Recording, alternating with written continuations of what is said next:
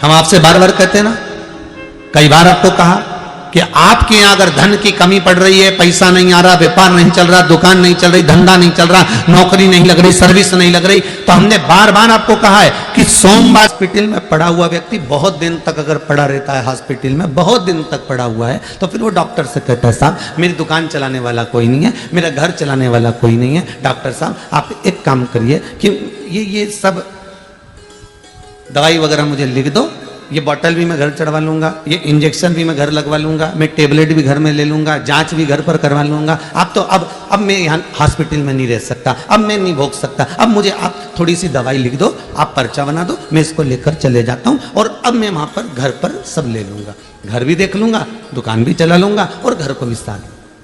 आप मुझे थोड़ी सी दवाई आप लिख दीजिए, थोड़ा सा आप मुझे लिख दीजिए, आपको जो लिखना है, बॉटल लिखना है बॉटल, औषधि लिखना है औषधि, जो भी आप लिख रहे हैं मुझे लिखकर दे दीजिए, मैं उसको घर पर चढ़वा लूंगा। डॉक्टर ने कहा हम छोड़ तो देंगे, हॉस्पिटल से छुट्टी भी दे देंगे, आपको मना नहीं है महाराज, हॉस्पिटल से हम छुट्टी भी दे देते हैं आपको और हम आपको भेज भी देते हैं।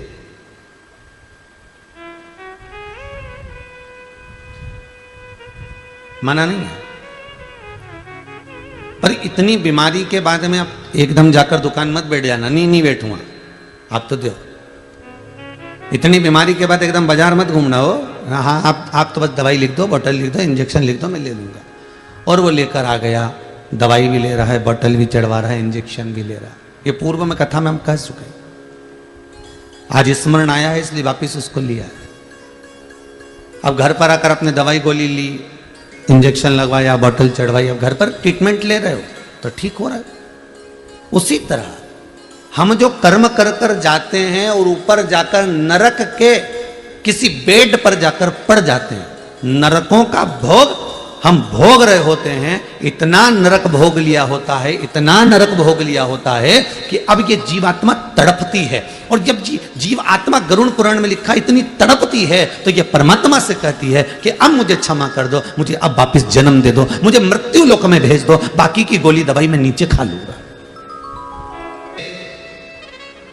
जिद करने वाले व्यक्ति का एक ही इलाज है, बेलपत्री के वृक्ष के नीचे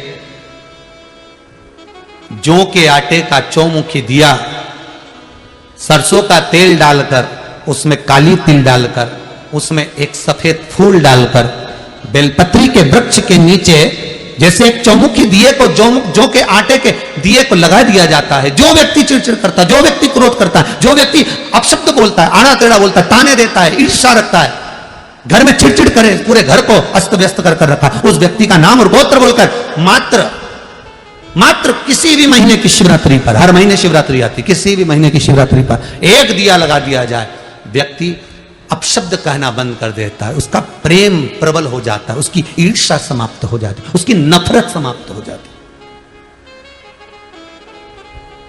ईर्ष्या नफरत समाप्त हो जाती। उसी तरह जैसे बेलपत्री के वृक्ष के नीचे जौ के आटे का दिया लगाने पर नफरत समाप्त होती है, ईर्ष्या समाप्त होती है, उसी तरह शंकर का ये शिव महापुराण की कथा कहती है कि गुरु के चरणों में जाने पर जीव का अहंकार, काम, लोभ, आसक्ति, वृष्णा, तृष्णा सब समाप्त। हम आपसे बार बार कहते हैं ना, कई बार आपको कहा कि आपके यहां अगर धन की कमी पड़ रही है, पैसा नहीं आ रहा, व्यापार नहीं चल रहा, दुकान नहीं चल रही, धंधा नहीं चल रहा, नौकरी नहीं लग रही, सर्विस नहीं लग रही, तो हमने बार बार आपको कहा है कि सोमवार एक दिया बेलपत्री के पेड़ के नीचे लगाओ घी का, और एक दिया शंकर के मंदिर की चौखट पर लगाकर,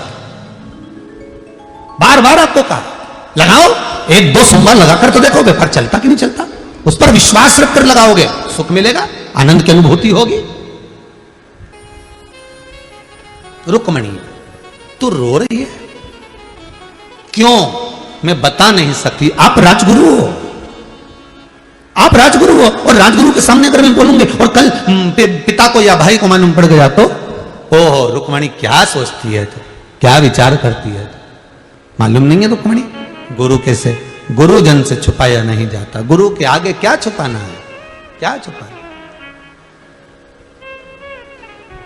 रुक्मणी को कृष्ण नहीं मिलते साहब, अगर गुरु ना होते, अगर गुरु ना होते तो रुक्मणी को कृष्ण मिलना बहुत कठिन।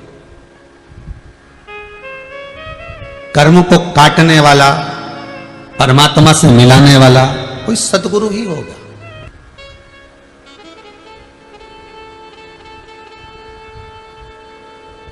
क्यों ना मिलेगा उसको?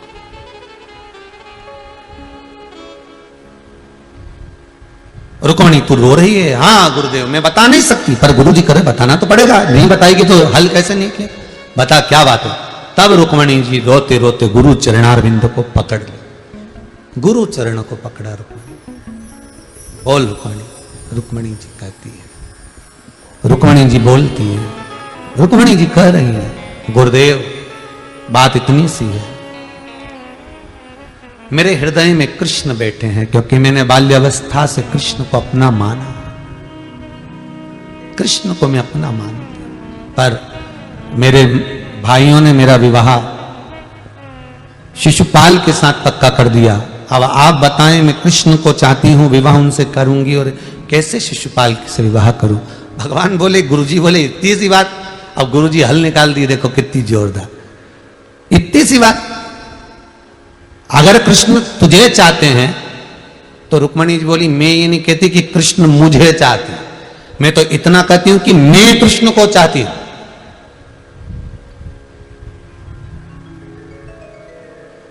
मैं कृष्ण को चाहती हूं।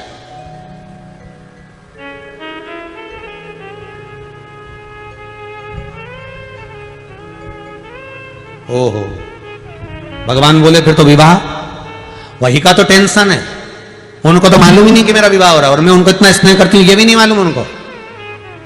तो गुरु जी बोले फिर तो ये बड़े गजब की बात है, फिर तो तेरा विवाह शिशुपाल के साथ हो गई होगा। तो इतने में रुक्मणी जी बोली, फिर तुमने गुरु मंत्र काय को दिया, ये तो बताओ। अभी तो बोले थे कि गुरु के आगे सब कह देना चाहिए, और गुरु के आगे कह दिया तो अब आपका फर्ज है निभाना। गुरु जी बोले, अब भूल मती, ये ले एक सुंदर सा पत्र लिख दे और सुन, जो तेरे दिल में है सब लिख दे, बाकी का मैं निपट लूंगा। लीजिए गुरुदेव ये पत्र, आप जो करना है आपकी मर्जी। और गुरुजी ने वो पत्र लिया, द्वारकाधीश को दिया, और पत्र लेने के बाद भगवान को क्या कहा, ये पत्र रुक्मणी जी ने भेजा, तुम्हारी मर्जी, तुम जानो, तुम्हारा काम जाने। पत्र सुनते से ही भगवान ने कह दिया, रुक्मणी को लेने जाऊंगा। अर्थात गुरु के पास जाकर अपने दिल की बात कह देने पर गुरु उस मंजिल तक पहुंचा देता है, ये पक्का। आप गुरु के पास जाकर कहो तो,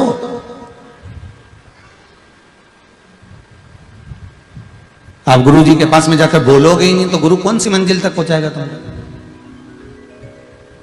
कौन सी मंजिल तक?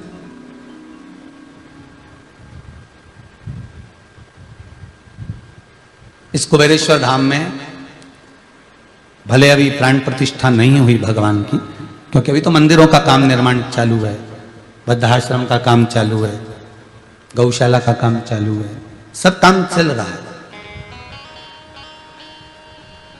पर इस कुबेरेश्वर धाम का एक बड़ा प्रबल भाव है कि यहाँ जो मन से, भाव से, चित्त से, कान को रिझाता है, भाव से, चित्त से जो जो कामना कर जीव आता है, उसकी कामना भावा पूरा जरूर करता है। 3 महीने में वो बुलाता ही रहता है, आइए चले आइए।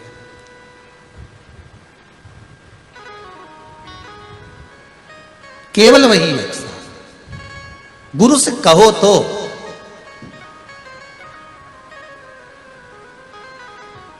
शिवरूपी गुरु के सामने अपने हृदय की बात कहोगे, क्यों ना सुनेगा, क्यों ना सुनेगा।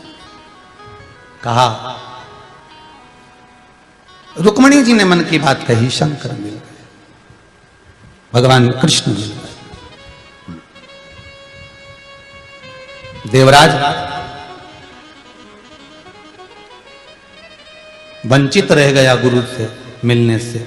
शिव महापुराण में चित्त नहीं लगा, मन नहीं लगा, आया कहीं बैठा बेलपत्री के वृक्ष की छांव में प्राणों को त्याग दिया, देवलोक को, शंकर के धाम को चला गया। केवल बेलपत्री के वृक्ष की छाया भी व्यक्ति को जीवन का सुख प्रदान कर देती। विदा लेंगे। जानकारी अच्छी लगे तो लाइक कर सब्सक्राइब करें, अपनों से शेयर करें, कमेंट करें। धन्यवाद।